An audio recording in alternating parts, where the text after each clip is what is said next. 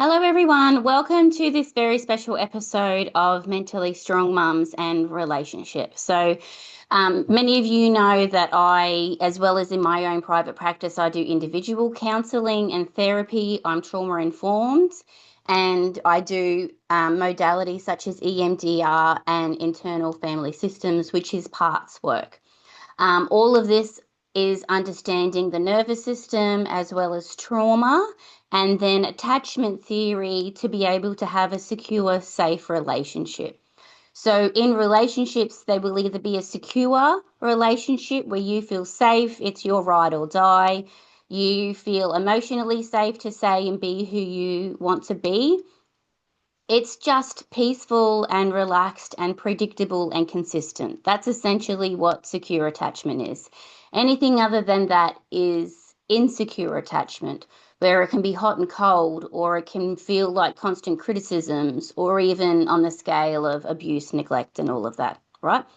So, obviously, with individuals and with couples that I work with, we do primarily focus on secure attachment, of being that secure attachment with each other, as well as understanding to be able to regulate and relax your nervous system. And sometimes when it looks like relationships, it's that saying of the opposites attract, where one person wants to come in and work on the relationship. They work hard on themselves. They work hard to be secure and regulated, but they're essentially in a relationship and they love someone who's insecure attachment and avoidant with a dysregulated nervous system. So sometimes my job is to be able to translate and explain the experience of another person. So when the secure partner starts losing themselves, one of the most painful positions in a relationship is being the partner who understands so much and who works on everything so much. And especially this is mentally strong mums. You've probably got kids. And sometimes even with a lot of my people, we stay together for the kids a lot of the time, right? And when you love somebody whose nervous system has learnt that closeness equals danger, you quickly realize that love alone does not always feel safe for them, okay? And you start to then see their patterns through a compassionate lens. So when they pull away, you remind yourself it's not rejection, it is protection. When they go quiet, you try to interpret their silence rather than understand their indifference, right? So, with this, it's then about conditioning. And as the secure partner, you become patient, you become careful, you become understanding. It's like you're always putting their needs above your own. And yet, even with all of that awareness, your own nervous system still feels the impact of their dysregulation. So you still feel the sting when the connection disappears or when it's been pulled away. And for you, sometimes all you want is that connection and that closeness. But if the other person feels like it's a threat or if it's too much, it constantly feels like this rejection, right? You still feel the ache of waiting for someone who seems emotionally just out of reach. It's like if you sold me this narrative of wanting to be in a partnership and a relationship, but you're essentially alone in it a lot of the time. So then there's a quiet confusion that builds inside you. The experience of giving your best love and watching it land somewhere that never quite receives it. And then that making you feel like you're not good enough, right? So then over time, because of who you are, questions then begin to creep in. Am I asking for too much? Am I somehow not enough? Should I try harder? Should I give more space? Should I stop asking for what I need altogether? So these questions are generally the hidden struggles of the secure partner in the relationship. And when it comes to relationship dynamics, it can sometimes look like the pursuer distancer cycle, where the pursuer will seek connection and emotional support, especially when feeling overwhelmed. They just want the love of their life there and they want to kind of connect. So this is natural and understandable that we want your bestie, who's your partner, to be there for you, right? And then this desire for closeness is a way of coping with stress and seeking reassurance, because we're mammals and we have safety in numbers, and sometimes all I want is just my secure partner to be there for me the way that I'm always there for them, right? But if the other person's insecure attachment, they then have a withdrawal mode. Do you know what I mean? If you can understand what I'm saying, I always have trouble saying that for some reason, right?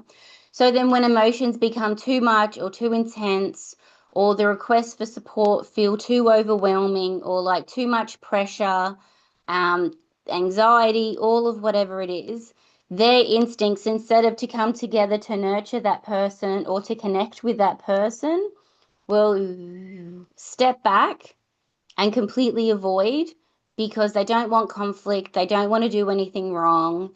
They don't want to let you down for whatever reason that is. So some people it will be a trauma response. Some people it will be underlying anxiety. Some people it will be a fear. And so when I work with people, this is gender neutral. So even though I'm talking to primarily an audience of mums, sometimes females have the distancer reaction, and the masculine, the male, has the pursuer, and it's too much for the female, right? So it's gender neutral for both parties. So the withdrawal is a protective mechanism to reduce stress, but can unintentionally increase tension, because if this one's seeking something and that one's running away, and then this one then comes and seeks more, and then that one runs away, and then this one, where are we going? Do you know what I mean? So it can be really, really difficult and really, really painful for both sides, because the pursuer just wants love and acceptance and nurturing, but the distancer wants to be there, but for whatever reason, trauma or anxiety or avoiding conflict, they feel they're inadequate or not good enough, or they just mentally or emotionally can't do that. So then they withdraw. And then it's this cycle of both people feeling completely alone in a relationship, right? So when this happens, when you are emotionally attuned to someone, especially if you were that pursuer, right, or distancer, you can sense the other person's fear before they even acknowledge it themselves. You can feel their hesitation in the room before a word is even spoken. So sometimes that looks like your instincts. Your instincts are like, oh gosh, I don't know what's going to happen, but I don't know. I don't think it's going to go well. I don't know why, where it's like the hairs on the back of your neck stand up and you're waiting for something to happen.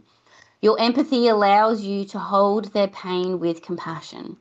But empathy can quietly transform into the emotional labor. And the emotional labor in the relationship is always being there for them and trying to regulate them and making them feel better about everything and trying to minimize conflict and constantly keeping the peace, right? You begin carrying both your feelings as well as theirs. So you then start adjusting yourself to prevent their discomfort. You'll soften your words, you minimize your needs, you rationalize behaviors that slowly hurt you, which can sometimes present as self-betrayal, all right? And this is where something subtle starts to begin, especially if you don't have a lot of self-worth and know who you are. You start to slowly disappear within the relationship, because when it's always about the other person and you always constantly put their needs above yours and you're always managing their emotions and you're not allowed to ask for your needs, and it's not an equal, secure partnership, that's what can generally happen. You just lose yourself. And especially for mums and women have wombs, therefore we are nurturers. And if we're constantly nurturing other people who can't be there for us back, it's exhausting in a household, and it's very lonely in a relationship. So these might not look like huge dramatic events. Sometimes they can just be slowly over time in these small, quiet moments of self-abandonment. And every time you downplay your needs to accommodate their fear, you create less room for your own emotional experience. And then next time that you explain away their distance, your body learns that your longing must then take a back seat. And every time you reassure them that they are safe with you, you forget that you need to feel safe as well. And so then the relationship slowly shifts from that connection into endurance. Sometimes as well, what that looks like, especially if this is a long-term cycle, is that their emotional walls become something that you try to solve. Their silence becomes a puzzle that you feel responsible for unlocking. You begin to believe that if you love them consistently enough, if you show up gently, if you stay long enough, then eventually they will relax into the safety that you are offering, and then they will give it back to you. If you can just prove yourself, or if you can just nurture them enough, or if you can just make them feel safe enough. But sometimes the reality is different, and the difficult truth sometimes looks like that safety cannot be learnt by someone who's still organised around protecting themselves from closeness. If they're still fearful of closeness, you can do whatever you want to try to heal them and make them feel better and get them to trust you. But their triggers are their responsibility, and their triggers aren't going to be resolved without some kind of healing or understanding that this cycle actually exists, right? But your patience is a beautiful quality. But when your patience becomes over-functioning, it creates this imbalance in the relationship. And then without realizing it, you become the emotional container for the entire relationship. And that's not sustainable, because then especially if you've got a couple of kids, that's generally your job to be there for your kids anyway, to do that for them, because your job is to help regulate your children, to help manage their needs, to help understand why their walls are up, to be there emotionally for them. And then when you have to constantly do that to your partner as well, who's there for you? Do you know? It's not sustainable. Secure love does not mean tolerating endless emotional distance. It means maintaining kindness while also maintaining the truth. That's when we are in a secure attachment relationship. Think of your bestie. You're always there for them and they're always there for you. Sometimes they're surviving or drowning, and so you help them up. And then sometimes when you are drowning and or barely surviving, they're there for you. But it's mutually beneficial and we have our backs. And when we're both good, we're both good. But when one's not, we help each other, we validate, we have our backs as much as we can, right? So secure love does not mean tolerating endless emotional distance. It actually means maintaining kindness while also maintaining truth. It means being able to say, I understand that closeness is difficult for you. I care deeply about you, but I cannot continue sacrificing my own emotional needs to maintain this connection or the illusion of connection. All right? I even have a couple of clients and they're male and this is their female partner. And when they come in to see me, because they're essentially the nurturer and they're just begging for their female partner to be there and give them love. And even when I read this, a lot of women, if it resonates with you, when you just think this is primarily a female dilemma where the man is emotionally unavailable, it's not correct. It's gender neutral, what we're talking about. Do you know? But when you are the secure partner, I'm here to validate you about how painful and exhausting is, how you constantly have hope about how things will change. And especially when you've got kids, just trying to keep the peace within the household, right? what's difficult now is understanding that in a really great, secure relationship, true security includes boundaries. It allows love to remain open while refusing to abandon the self, right? Can be very difficult in this kind of dynamic when someone's constantly overwhelmed and triggered and they genuinely believe in their subconscious that closeness is dangerous, right? Even though logically they want to be in this relationship with you, but either somatically or subconsciously, they will self-sabotage and push people away either because they're insecure, they don't believe they deserve it, or closeness is actually really, really dangerous, okay? The growth of the secure partner is learning that compassion does not require self-erasure. It is learning that intimacy is not built through endless accommodation, but it's actually built through mutual presence, emotionally, physically, psychologically, being present and showing up for each other.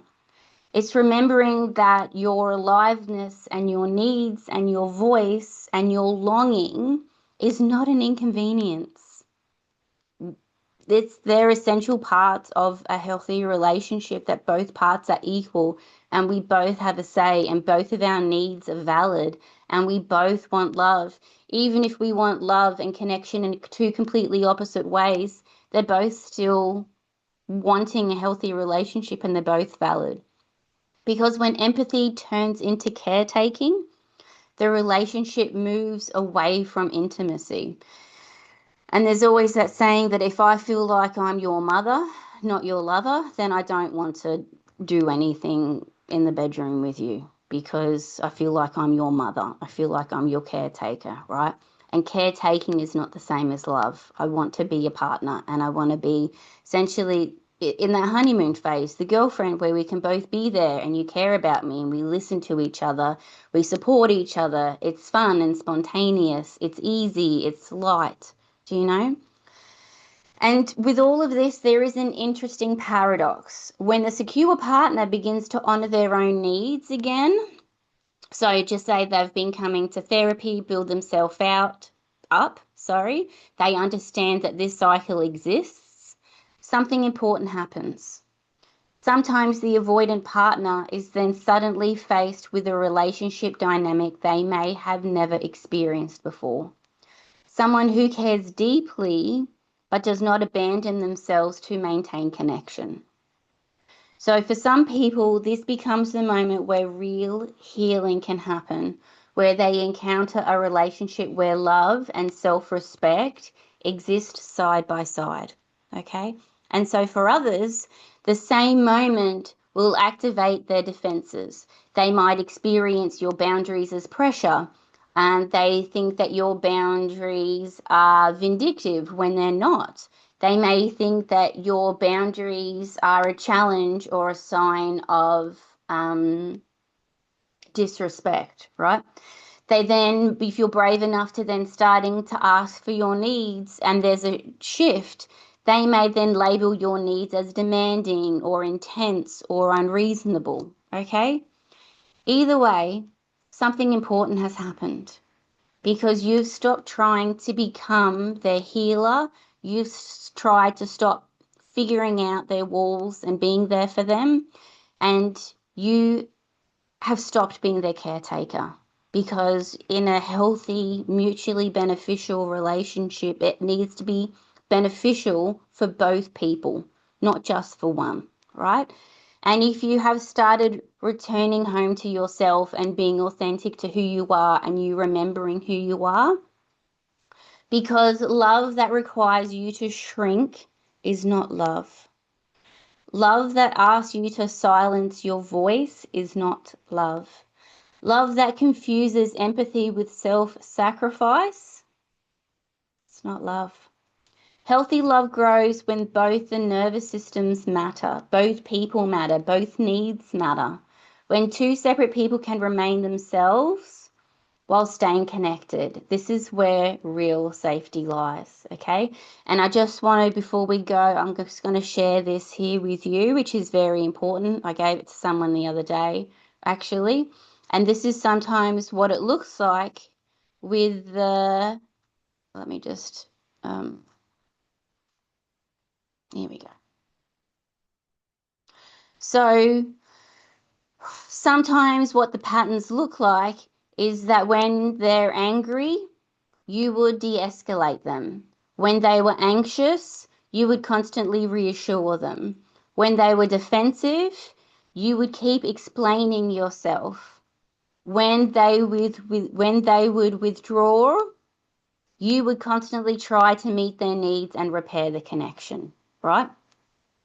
But when we go into healing, when they're angry, for you, when you're regulated, instead of being there to de-escalate them, you stay calm, you step back, and then you focus on your own boundaries. When they're anxious, you can acknowledge, but you don't absorb the responsibility. When they're defensive, instead of over-explaining yourself and trying to prove your worth or your value, keep your reassurances short. You don't need to over-justify everything.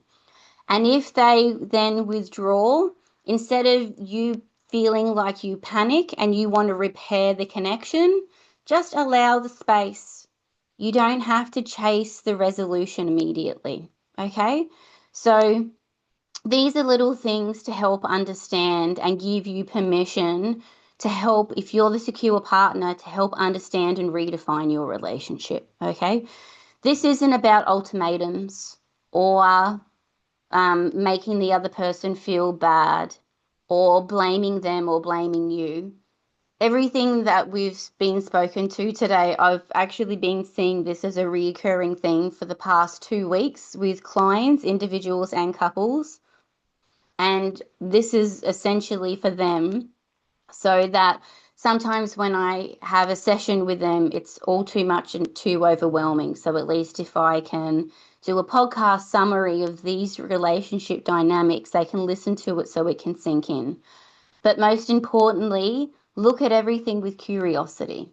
So instead of looking with judgment, be curious about patterns. Understand why you're the secure one and why you do this. Is it a learned behavior? Is it something to do with your self-worth? If you have kids, is it to try to always keep the peace in front of the children? Is it, right? So look at everything with curiosity before making any decisions into problem solving, okay? Validate yourself and acknowledge what's happening. If it's beneficial to you, obviously seek counseling. You can even journal because there's a profound thing through your mind going down your arm when you write. If it's too painful though, stop, don't do it anymore. But I'm just trying to validate, normalize when a person who's secure attachment is in a relationship with someone who's avoidant. It's exhausting and very painful. So, yes, this one was a bit heavy today. So look after yourselves, especially if you got triggers. Your triggers are your responsibility. So do things to be able to regulate your nervous system, come back again into your own body. Do some breath work, journaling, listen to some music, talk to a friend, whatever that looks like, okay? Any questions, please let me know and I would love to hear from you. Have a lovely day. Bye.